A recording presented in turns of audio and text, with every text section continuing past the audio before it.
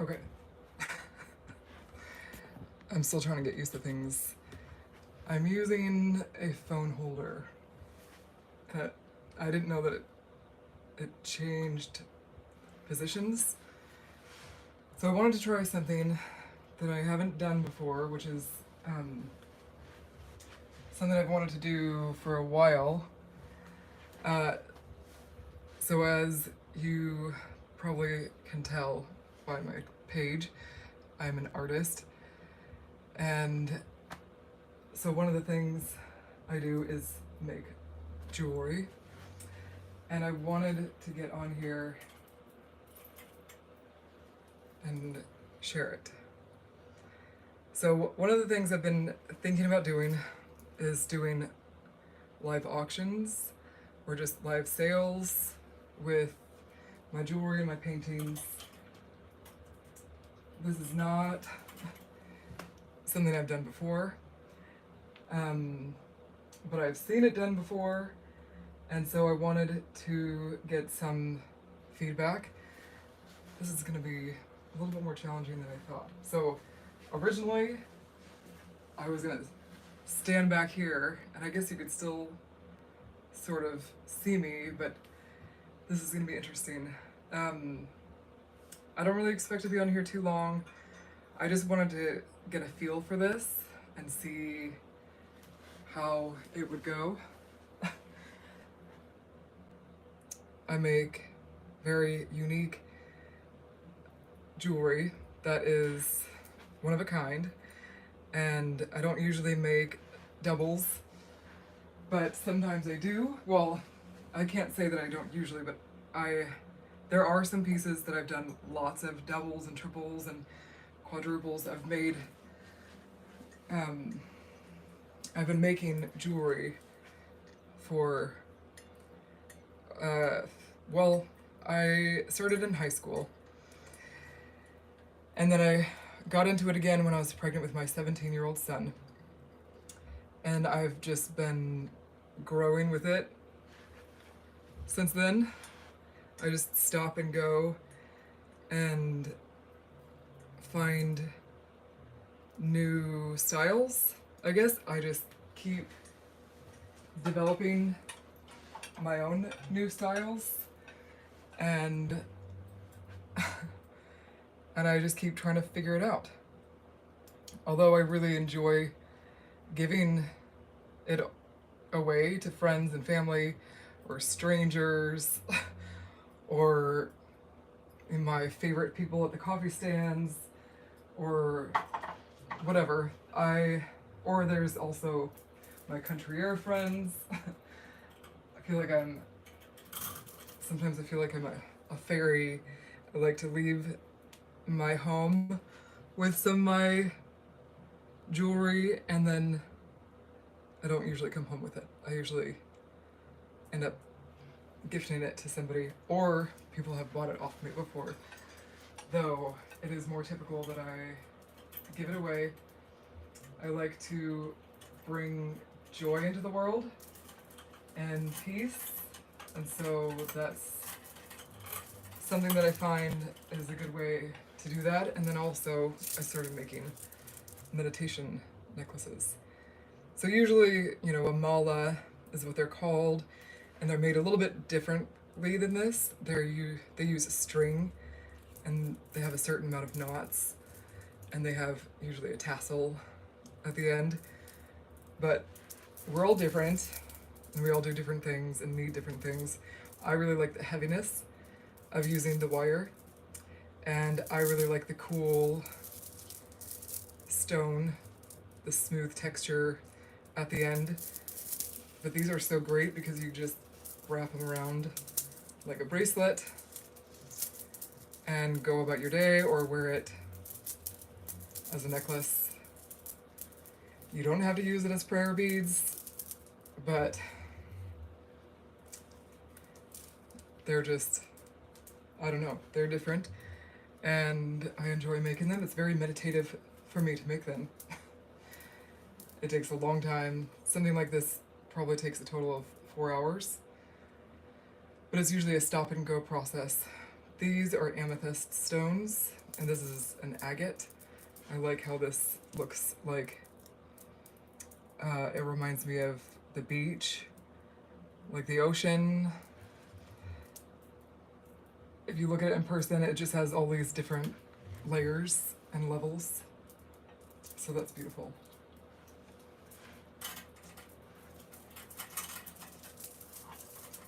And I know you're not supposed to have your back to the camera, but that's that.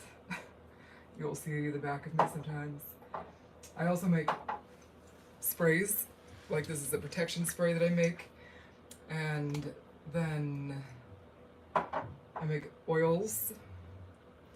I had to hand make the labels because that's just where I'm at right now, and I make two different oil blends that I make into rollers, and I have a couple special blends that I prefer to make. But I also like to do some protective blends, but the two that I've been making for the last 4 years have been orange, cedarwood, and a vanilla, and then the other one is lavender, cedarwood, and vanilla. And that's another thing I've been kind of like gifting out, like little trinkets of love to people. There was a Domino's driver when I was studying on my porch one night. She was driving by to drop off pizza at one of my neighbor's houses, and she asked me if I was the one who gave her an oil as a tip a year ago, and I said probably, and she said that she still has it and it still helps her and brings her a lot of joy. So I deal with PTSD and anxiety, and I get a lot of panic and high anxiety, and so the orange is very calming, and so is the vanilla. And then we all know that lavender is supposed to be very relaxing and calming, but I really prefer more of the citrus. But sometimes I enjoy the lavender. And then the spray has patchouli and peppermint. It also has lavender and vanilla, and some other things. But that I find I usually spray myself before I leave the house. It really helps calm my anxiety and my nerves. And I like to give that away too because it's good for men, it's good for women, it's great for like a car spray. I keep it in the bathroom and spray the bathroom. My son calls it my poop cover-up spray, but it's just, I feel like we find things that really help us, and I like to share things that help me, and I really like to just give lots of love into the world. But these are some other earrings that I made, and I've painted these stands. I was preparing for the farmer's market, but my anxiety cannot handle that sort of thing, so I was thinking that this would be a good way for me to get my jewelry out there, and my other art. But so I kind of feel like this is all kind of chaotic and just random, but that's kind of how nature is sometimes, isn't it? So I loved when I found sticky moss, although the jewelry kind of sticks to it a little bit, but I've found so much joy in making jewelry and seeing how it brings joy to other people's lives, and finding the different stones and crystals that have different healing benefits, and just going to new places to find different types of unique stones and crystals, and even chain. I've been very picky about chain because I really value quality, and with all the things that I do, I want it to last. I want somebody to have something that's classy, that goes well with different styles, that's able to be dressed down or dressed up. I really like making the long chain earrings, but I definitely do make smaller things. It's just not very often, and it's usually if somebody asks me to. Like these, I made them shorter with a silver chain, and people just have loved them, which is neat. And so another thing that I've been trying to wrap my head around is art in the painting form. And so I started getting into abstract painting. This is my first one. It has several layers. I don't know if I could ever part with this, but I definitely have been enjoying growing with it. And this is one that I'm in the process of working on. And so I'm still trying to find my style and what I really like to do with it all. I don't know how to price paintings. Really, right now I'm just painting to heal and for enjoyment, but I feel like it's time to get my stuff out there, and maybe I can inspire other people to do art and be creative. But I'm trying to do a little online shop. I also would like to do these little kind of auctions, and although I don't know if I'm gonna go and do a full auction right now because I don't even know how to start with that, but I can do things like do shorts and have like a focus on one item or a few items, and maybe do more things like this where I can plan ahead so that people can be prepared for it. But this is all new, and I'm trying to get myself out there a little bit more because there's a lot of goals that I have in my life, and one of the important parts of life is having the necessity to survive and being able to eat, being able to live. It all costs money, and so I'm hoping to figure out how I can start selling my art so that I can be able to provide for myself and my son better.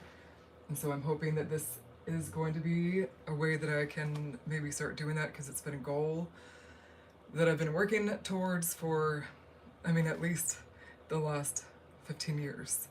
And so working with my photography, working with the painting, working with the jewelry, and trying to get some books published, I'm really trying to get myself out there. And so I appreciate all the support and the kindness, and I still don't understand. I think this must be like a spammer that keeps saying this weird comment. But, well, I think I'm gonna get off here because I still need to do schoolwork, but this has been interesting. And I'm going to, I think, do a little research on things, and I don't know, maybe if you just let me know what you're interested in, if you are interested in any of this or any of my paintings that I share in my videos that I work on.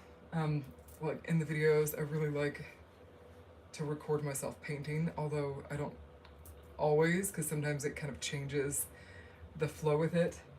And I've done some videos of myself making jewelry, but it's really awkward because you kind of have to have the camera like right over your hands, and then it makes it just challenging. So I'm like looking through the camera to watch myself making the jewelry, but who knows? Trying to find fun ways of showing the creative process without overwhelming myself. But if you have any ideas for me, you can share them in the comments. And looks like there's a couple people still watching. But so I guess I will pop off here and save this and share it and figure out what else to do. Here, these are, I don't think I shared these.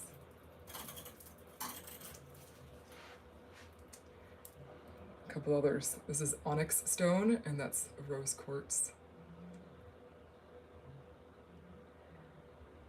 I really love these toggle clasps. Discovered them when I was 17 years old, and I never wanted to do anything else or use anything else. I do use the lobster clips or clasps sometimes for bracelets, but they just don't look as nice, and I feel like these are so much easier to use than those.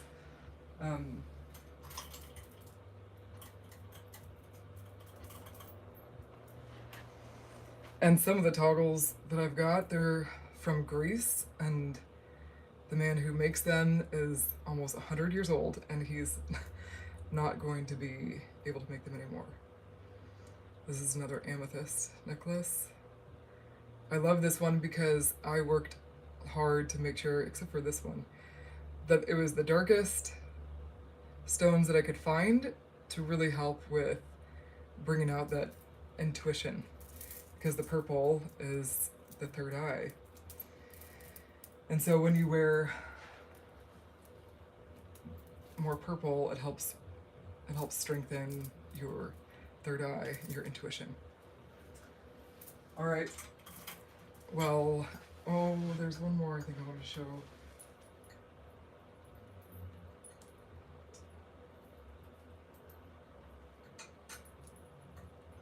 This is one of my favorite bracelets right now. This stone, it's like looking into the galaxy. I don't know if you can see it very well. The ring light gives it strange glare. But there. See, it's like stars. It's incredible. This stone, it is for bringing out the truth. And it has this very ornate, detailed toggle that's from that same metalsmither, or whatever you call it, blacksmither.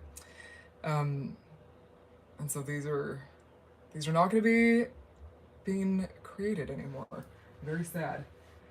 Those come from this little shop in Port Townsend where I get most of my supplies from, and this is Super 7. This is 7 different crystals that they combined into one stone, and it's very protective. It helps protect you from energy, vampires, being drained, from all the other energies that you're surrounded by. One of my friends at Country Air had asked me to find the stone and make her one of the bracelets, and I couldn't charge her because she's been one of my mentors.